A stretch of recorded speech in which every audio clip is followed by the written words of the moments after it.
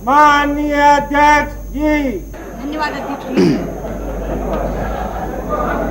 अध्यक्ष जी, विश्वास मत पर जो चर्चा आज प्रधानमंत्री जी के बहुत संक्षिप्त भाषण से शुरू हुई, वो मेरे वरिष्ठ साथी आदरणीय जसवंत सिंह जी के धारदार तर्कों से आगे बढ़ती हुई विभिन्न आयामों को छूती हुई मुझ तक पहुंची है। मैं विश्वास मत का विरोध करने के लिए खड़ी हुई हूं।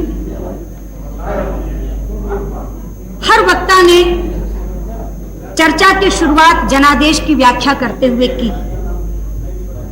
दो परस्पर विरोधी व्याख्याएं इस सदन में जनादेश की रखी गई हैं। सत्ता पक्ष का कहना है कि यह जनादेश गठबंधन की सरकार के लिए था, कोएलिशन के लिए था। मेरी ओर से प्रश्न पूछा गया है कि क्या यह जनादेश कांग्रेस के साथ कोएलिशन के लिए था? ये प्रश्न अभी तक अनुत्तरित है। सबको मैं उम्मीद करूंगी कि कल प्रधानमंत्री जवाब देते हुए अपनी बात इससे शुरू करें कि क्या ये जनादेश कांग्रेस के साथ कोएलिशन के लिए था।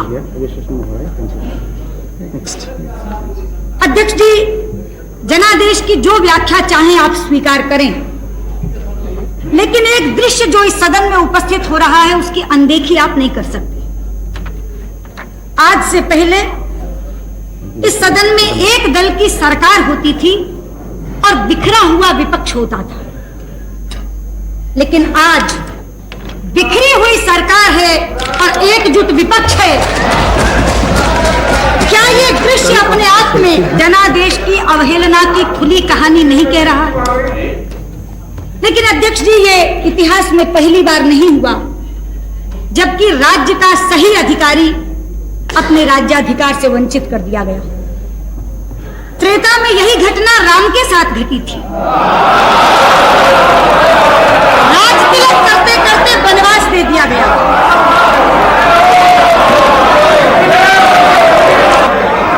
द्वापर में यही घटना धर्मराज युधिष्ठिर के साथ घटी थी,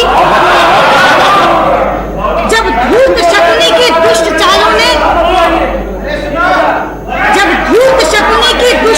ने राज्य के अधिकारी को राज्य से बाहर कर दिया था। अध्यक्ष जी, यदि एक मंथरा और एक शकुनी राम और युधिष्ठिर जैसे महापुरुषों को सत्ता से बाहर कर सकते हैं, तो हमारे खिलाफ तो कितने मंथराएं और कितने शकुनी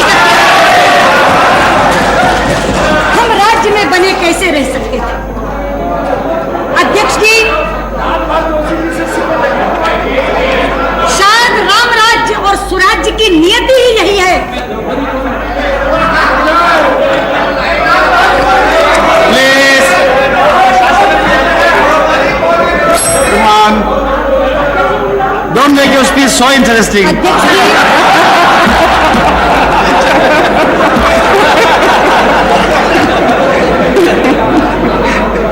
अध्यक्ष जी, राम राज्य और सुराज्य की शायद नियति ही ये है कि वो एक बड़े झटके के बाद मिलता है, और इसीलिए मैं पूरे विश्वास से कहना चाहती हूँ कि जिस दिन 28 तारीख की दोपहर को मेरे आदरणीय नेता अटल बिहारी वाजपेयी ने इस सदन में प्रधानमंत्री पद से अपने त्याग पत्र की घोषणा की थी, हिंदुस्तान में उस दिन राम राज्य की भूमिका तैयार हो गई। हिंदुस्तान में उस दिन स्वराज्य की नींव पड़ गई। दूरदर्शन के सामने जीवंत प्रसारण देखने वाला हिंदुस्तान का वो मतदाता उनके त्याग पत्र की घोषणा के साथ कहाँ उठा था? ये अन्याय हुआ है, अन्याय हुआ।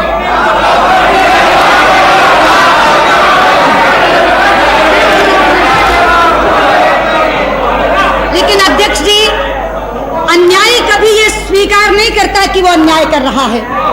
अन्यायी तो अपने स्वार्थ को सिद्धांत का बाना पहनाकर इस तरह प्रस्तुत करता है जैसे सबसे बड़ा न्याय कर रहा है, और यही इस सदन में घटा।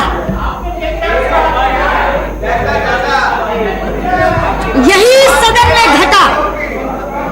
धर्मनिरपेक्षता का बाना पहनकर हम पर सांप्रदायिकता का आरोप लगाकर ये तमाम लोग एक साथ हो गए, एकजुट हो गए। कहा था मेरे नेता ने उस समय, धर्मनिरपेक्षता बनाम सांप्रदायिकता पर राष्ट्रीय बहस होनी चाहिए। चाहते हैं हम चाहते हैं कि इस देश के संविधान निर्माताओं ने धर्मनिरपेक्षता की क्या कल्पना की थी, पर इस देश के शासकों ने उसे किस स्वरूप में ढाल दिया, इस पर राष्ट्रीय बहस होनी चाहिए। अध्यक्ष जी, हम सांप्रदायिक हैं। हाँ, हाँ, हाँ, हाँ, हम सांप्रदायिक हैं क्योंकि हम वंदे मातरम गाने की वकालत करते हैं। हम सांप्रदायिक हैं क्योंकि हम राष्ट्रीय ध्वज के सम्मान के लिए लड़ते हैं। हम सांप्रदायिक हैं क्योंकि हम धारा 370 को समाप्त करने की मांग करते हैं। हम सांप्रदायिक हैं क्योंकि हम हिंदुस्तान में गोरक्षा के वंश और वर्धन की वकालत करते हैं। हाँ अध्यक्ष जी, हम सांप्रदायिक हैं क्योंकि हम हिंदुस्तान में समान नागरिक संहिता बनाने की बात करते हैं। हम सांप्रदायिक हैं अध्यक्ष जी क्योंकि हम कश्मीरी शरणार्थियों के दर्द को जबान देने की अध्यक्ष जी, ये सपना है, ये धर्मनिरपेक्ष है। दिल्ली की सड़कों पर 3000 सिखों का कत्लेआम करने वाले ये कांग्रेस अध्यक्ष जी, आप तो साक्षी हैं। उस सुनिए भगवती जी का बोलिए। क्या व्यवस्था है? मैं हिंदू नहीं हूँ, मुझको मंदिर जाने से रोका गया। और इसमें क्या व्यवस्था है?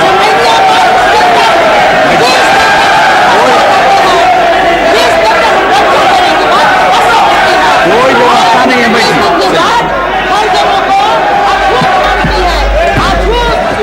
कोई व्यवस्था का प्रश्न नहीं है। चलिए अध्यक्ष जी, मैं भगवती देवी जी की जानकारी के लिए बता दूं, भारतीय जनता पार्टी ने तो राम मंदिर का शिलान्यास एक हरिजन से करवाया था।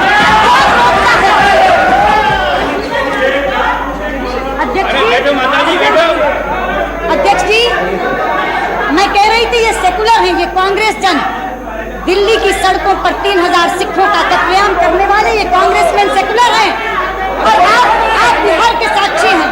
अध्यक्ष जी, मुस्लिम और यादव का जोड़ बैठाकर माई की राजनीति करने वाले ये जनता दल वाले सेकुलर हैं।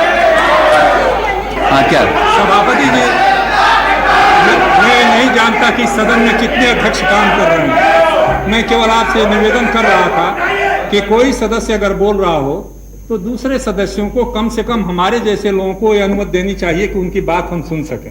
मैं नहीं जानता किस रोष में ये लोग बोल रहे हैं। आपसे बहुत से रोष वालों को मैंने देखा है, ये रोष उनको नहीं दिख रहा है। इसलिए मैं तो सभापति जी को ये कह रहा था, जब सुषमा जी बोल रही हैं तो उनकी बात को सुनना चाहिए और जिनको उत्तर देना हो उनको उत्तर देना चाहिए। हाँ। अध्यक्ष जी, मैं इनके सेकुलर क्रेडेंशियल्स का जिक्र कर रही थी। अध्यक्ष जी, अपने वोट बैंक को खुश करने के लिए निर्दोष राम भक्तों को गोलियों से भूनने वाले ये सपा वाले सेकुलर, चकमा शरणार्थियों को भगाने वाले और घुसपैठियों को बचाने की वकालत करने वाले ये वामपंथी सेकुलर। सच्चाई तो ये है अध्यक्ष जी कि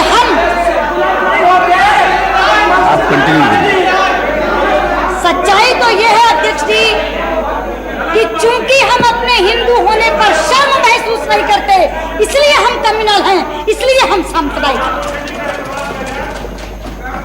और इस देश में जब तक आप अपने हिंदू होने पर शर्मिंदगी महसूस नहीं करते, आपको इन तथाकथित बुद्धिजीवियों से सेकुलर होने का सर्टिफिकेट नहीं मिल सकता।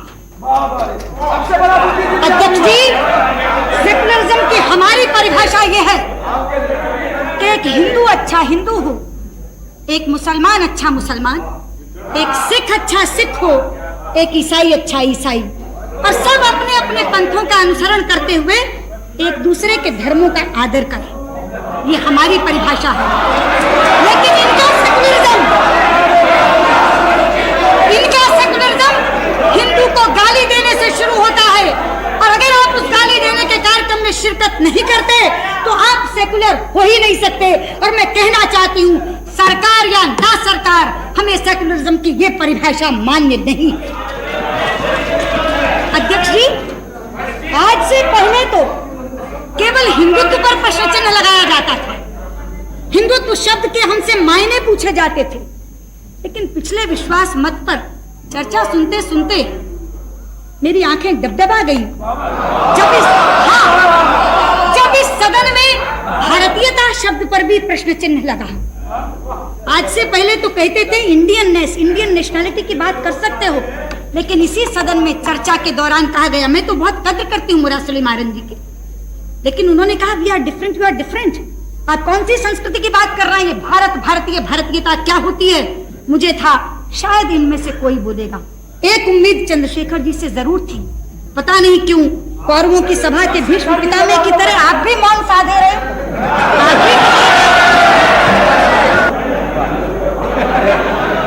अध्यक्ष जी, मैं अपने मित्र मुरासली मारन जी से बहुत अदब से ये कहना चाहूंगी, भारतीयता के माने कहीं पूछने जाने की जरूरत नहीं है। अरे भारतीयता का अर्थ यही है कि भंगड़े से भरतनाट्यम तक सारे नृत्य भारतवर्ष के नृत्य हैं। भारतीयता के माने ये हैं कि जम्मू के राजमा चावल और पंजाब की मक्की की रोटी से लेकर दक्षिण के इडली डोसे तक सारे आहार भारतवर्ष के आहार हैं।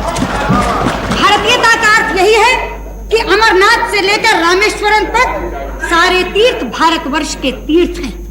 आप पूछते हैं कि एक संस्कृति के क्या मायने हैं?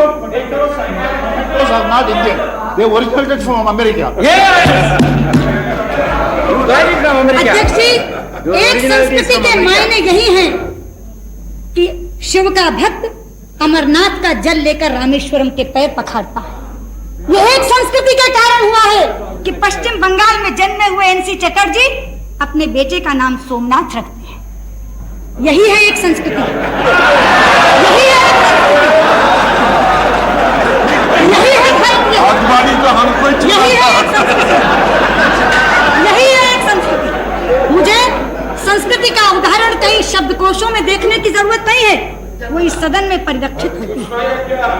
लेकिन अध्यक्ष जी, सवाल ये है कि ये किसी सांप्रदायिकता के नाम पर इकट्ठे नहीं हुए हैं, ये भी एक ओढ़ा हुआ बाना है। ये इकट्ठे हुए हैं अपने गुनाहों के कारण,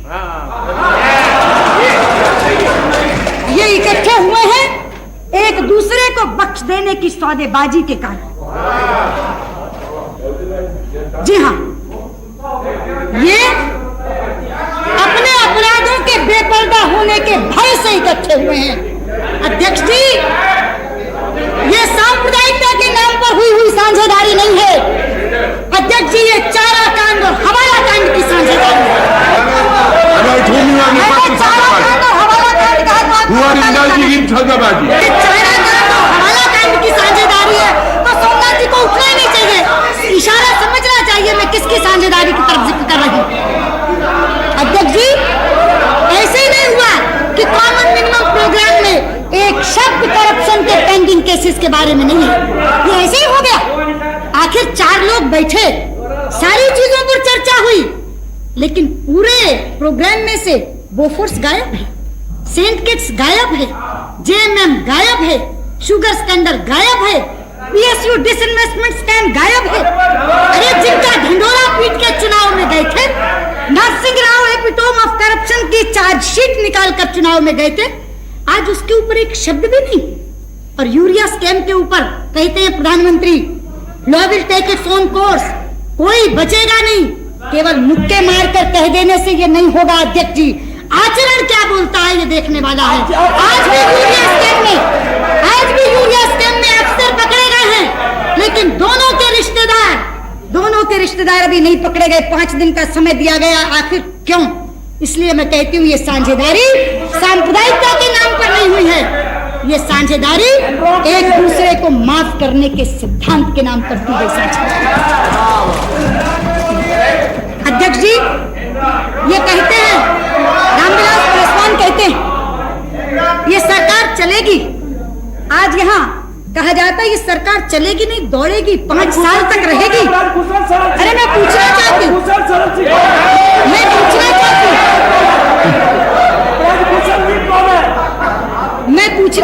अध्यक्ष जी, आपकी पार्टी का है अंदर जेल में? मैं पूछना चाहती हूँ,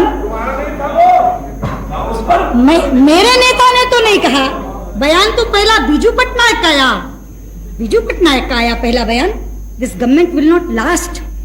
किस घटक के हैं वो? भाजपा के। बुद्धदेव भट्टाचार्य का बयान आया, हाँ वही मैं बुद्धदेव आचार्य का बयान आया, this government will not last for 6 months। ये किस घटक के हैं? भाजपा के। Okay, you stand corrected. अध्यक्ष जी, मुझे करेक्ट करने की क्या जरूरत है? पहली स्टेटमेंट छपी, उसका जिक्र मैंने कर दिया, डिनायल इन्होंने किया, उसका जिक्र इन्होंने कर दिया, दोनों चीज रिकॉर्ड पर आ जाएंगी। आगे बढ़िए।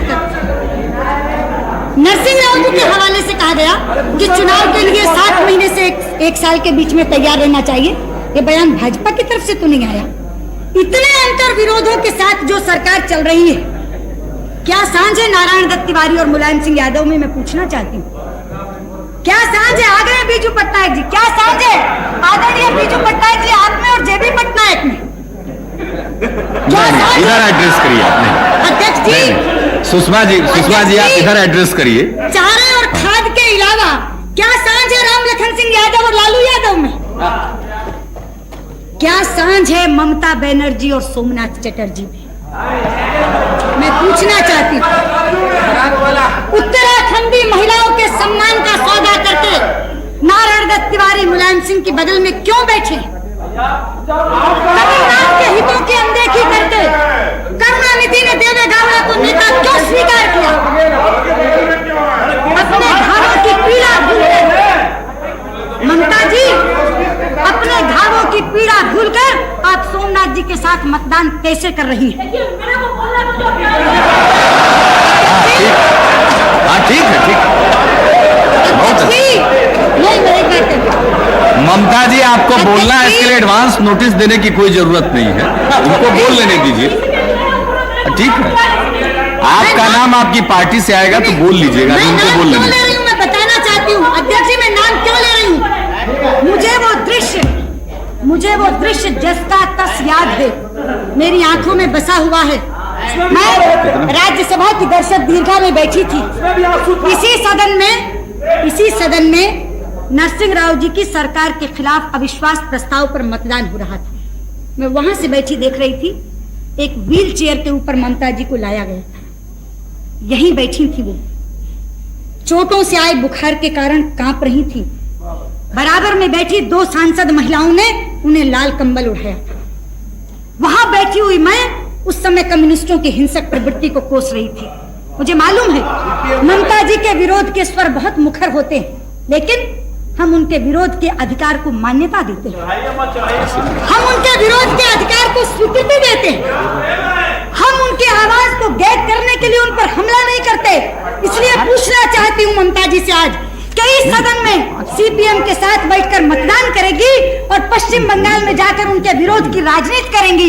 ये कैसी सांझ है ममता जी? ये कैसा गठबंधन? अध्यक्ष जी, मैं जिक्र कर रही थी कि केवल व्यक्तियों में अंतर विरोध नहीं है, जो कार्यक्रमों में अंतर विरोध झलकता है वो तो माशाअल्लाह। जब इनका प्रोग्राम आया, मिनिमम प्रोग्राम, मैंने उसको आदि से अंत तक पढ़ा। एक बार मुझे लगा कि कुछ गलत पढ़ा गया, ये हो नहीं सकता। मैंने उसको दोबारा पढ़ा और पढ़ने के तुरंत बाद मेरे मुंह से निकला, वहां भारत के कम्युनिस्ट साथियों, तुमने लेनिन से येल्त्सिन तक का सफर एक ही सप्ताह में पूरा कर लिया। अध्यक्ष जी, कोलिशन के कंस्ट्रेंट्स तो मैं समझ सकती हूँ, कोलिशन के कंस्ट्रेंट्स होते हैं, मजबूरियां होती हैं, कुछ चीजों को बरतरफ रखना पड़ता है, कुछ चीजों में साझेदारी करनी पड़ती है, मगर कोई शीर्षासन करके कलाबाजी खा जाएगा इसकी उम्मीद नहीं। अध्यक्ष जी, इसमें लिखा है इंश्योरेंस सेक्टर निजीकरण उसका कर दिया जाएगा और फॉरेन कंपनी तक के लिए खोल दिया जाएगा। मैं तो हैरान हुई, क्योंकि 1 साल पहले की बात मुझे जस की तस याद थी। कहां गए चतुरानंद मिश्र?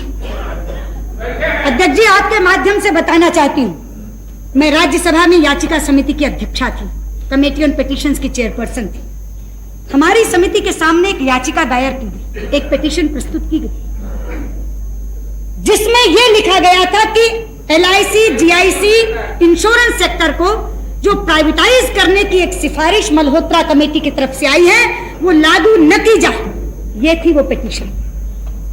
और मैं आपको चौंका दूं ये बात कहकर, वो पिटीशन किसी और ने काउंटर साइन नहीं की थी, एक MP को प्रस्तुत करनी पड़ती है।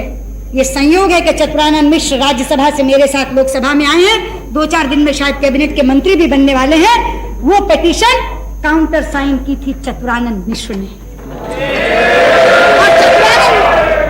और अध्यक्ष जी, मुझे कहा गया था कि अगर ये इंप्लीमेंट कर दी गई रिपोर्ट तो ये पिटीशन इनफेक्चुअस हो जाएगी, इसलिए कम से कम इंटरिम डायरेक्शन गवर्नमेंट को दी जाए कि ये इंप्लीमेंट नहीं हो। पिटीशन कमेटी के अध्यक्षा के नाते मैंने सरकार को डायरेक्शन दी थी कि जब तक इस कमेटी की रिपोर्ट नहीं आ जाए, हम बहुत जल्दी इस कमेटी की रिपोर्ट देंगे, तब तक मल्होत्रा कमेटी की सिफारिशें लागू न की जाए। और इस याचिका समिति ने इस याचिका पर रिपोर्ट देने से पहले सारी पॉलिटिकल पार्टीज के लोगों को बुलाया, सारे राजनीतिक दल के प्रतिनिधि आए थे। इसमें क्या गलत कह रही हूं अध्यक्ष जी? प्रीमियर घटक इस यूनाइटेड फ्रंट का जनता दल, जिनकी सरकार है, जिनके आप कुछ कहना चाहते हो, आप मिनिस्टर है, बोलिए। अगर कोई ऑब्जेक्शनेबल बात है तो बताइए, अगेंस्ट द रूल हो तो बताइए। नहीं, यू आर मिनिस्टर ना हो। वो रेफर कर रही है एक ऐसे डॉक्यूमेंट को जो हाउस में ले किया जा चुका है, इसमें क्या है अध्यक्ष जी? प्रोसीडिंग नहीं, उसी को उन्होंने बताया, उस प्रतिवेदन से मैं कोट कर रही चाहूंगी है। What can I do? प्रधानमंत्री तवज्जो दें। नहीं, ये तो आजादी है, ये कोट कर सकते हैं क्या? प्राइम मिनिस्टर जी, नहीं, आप कोई रूल बताइए ना जिससे वो नहीं कोट कर सके, मैं उनको रोक दूंगा। बताइए कोई कानून। प्राइम मिनिस्टर, मैं आपके दल की बात कर रही हूँ। The honourable prime minister, I would like to draw your attention please. मैं देवे गौड़ा जी, सोमनाथ चटर्जी और चतुरानंद मिश्र को सुनाकर दोबारा कहना चाहूंगी, मेरी पार्टी का पॉलिसी तो भारतीयों के लिए खोल दो, फॉरेनर्स के लिए मत खोलो, लेकिन आपकी पार्टी का पॉलिसी पढ़कर सुना रही हूँ। नहीं, मैं तो आपके शीर्षासन की बात कर रही हूँ, जो कलाबाजी खाई है सत्ता की अवधि दौर में, मैं उसकी बात कर रही हूँ। मैं इसको केवल ये पढ़ के बता रही हूँ कि सत्ता की दौड़ में मदहोश होकर आदमी इतनी उलटबाजी भी खा सकता है कि 50 साल तक जिन नीतियों को लेकर आपने राजनीति की है, आज वो राजनीति टोटल की टोटल, एब्सोल्यूट की एब्सोल्यूट आप छोड़ देंगे सिर्फ इसलिए कि सत्ता लोलुपता की दौड़ में या एंटी बीजेपी स्टांस के अंदर आपको कांग्रेस के साथ बैठना है, आपको जनता दल के साथ बैठना है। इसलिए मैं आपसे कह रही हूँ अध्यक्ष जी, यहाँ सदन में ये छोड़ सकते हैं, लेकिन बाहर जब अपने अपने क्षेत्रों में जाएंगे, इनका कार्यकर्ता इन्हें छोड़ने नहीं देगा और ये उनके विरोध इस सरकार को गिराने का कारण बनेंगे। रामविलास पासवान कहते, शरद यादव अभी कह रहे थे नहीं ये सरकार तो चलेगी, नरसिंह राव जी ने आज कह दिया चलेगी। अरे भाई, नरसिंह राव तो मौन साधे बैठे हैं, भूमिका निभा रहे हैं ये, और ये शरद पवार की भूमिका नहीं निभा रहे, ये ललिता पवार की भूमिका निभा रहे। मैं भाई शरद यादव से कहना चाहूंगी, Lalita Pawar, What is actionable? If it is her experience about him, why should we have? आपका बहुत बहुत धन्यवाद चंद्रशेखर जी, आपका बहुत सपोर्ट किया है।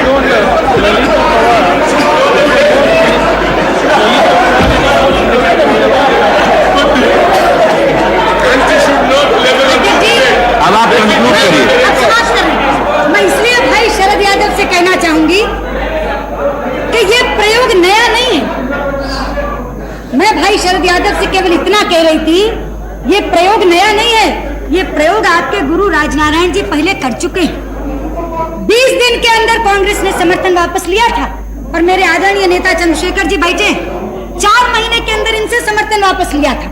आप किस आधार पर विश्वास कर रहे हैं? किस आधार? आपके विश्वास का कोई आधार होना चाहिए। इतिहास से भी कुछ नहीं सीखा। और मैं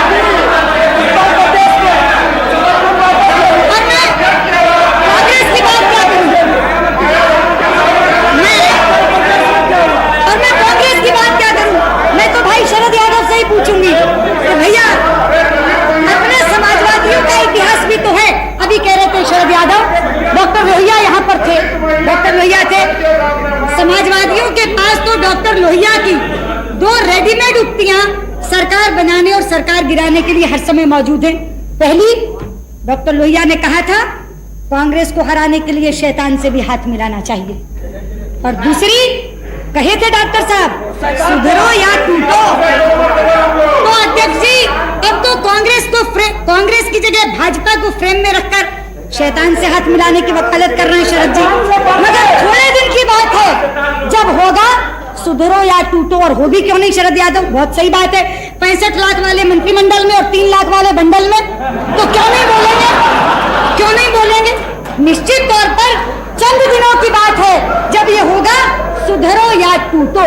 इसलिए मैं एक बात कहकर अपनी बात समाप्त करना चाहूंगी अध्यक्ष महोदय, ये जो कहा जा रहा है कि सरकार 5 साल चलेगी, 5 साल चलेगी, नहीं अध्यक्ष जी, this political orchestra will disperse even before the show begins. They are so used to singing their own tunes. ये जो एक सामूहिक मंडली एक समूह गीत गाने के लिए आई है, ये अपना अपना राग अलापने के लिए इतने आदी हैं कि गीत शुरू होने से पहले ये शिराजा बिखर जाएगा। लेकिन हाँ, जितने दिन ये देश आपके हाथ में रहे, ईश्वर इस देश की रक्षा करे, ये प्रार्थना करते हुए मैं विश्वास मत